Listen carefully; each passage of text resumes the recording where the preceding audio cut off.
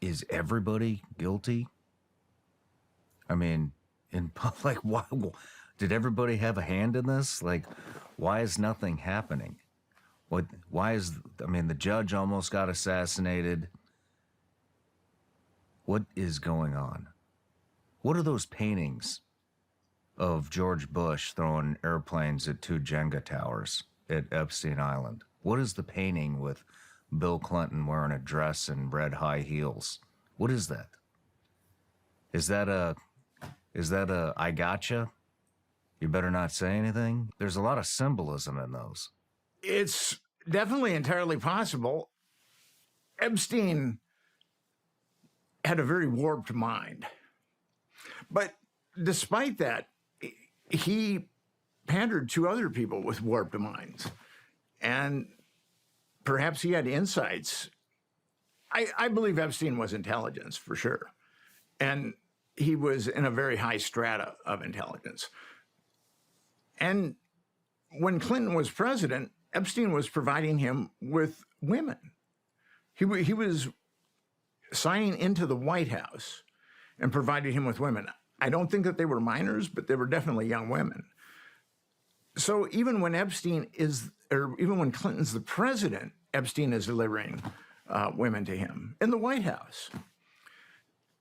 So someone like that has a lot of dirt on a lot of people, knows a lot. Yeah. So what, is he holding the entire U.S. government on blackmail?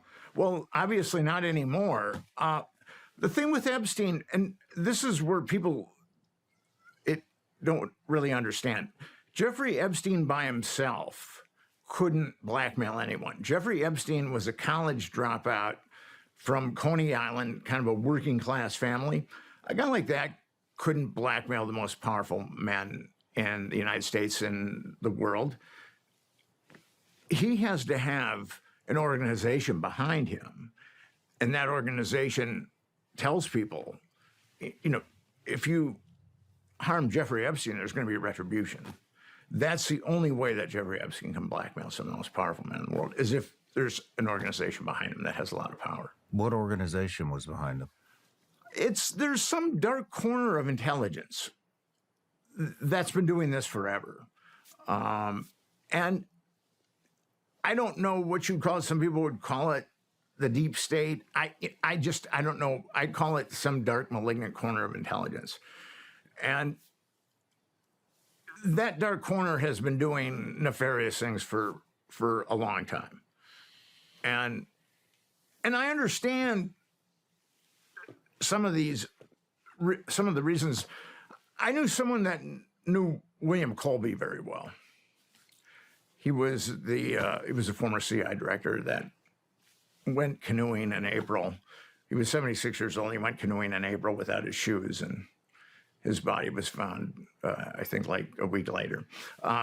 So he died under very suspicious circumstances. But he had told this individual that I know that was one of his regrets, because Colby had been with the CIA from the very beginning. He was OSS and then CIA. He said that was one of his regrets, is that they felt like fighting communists was too important to be left to politicians. So they started funding mechanisms, covert funding mechanisms, and then also the blackmail too. And he said that was one of his big regrets, was that the CIA started these covert funding mechanisms, so it could basically do whatever it wanted.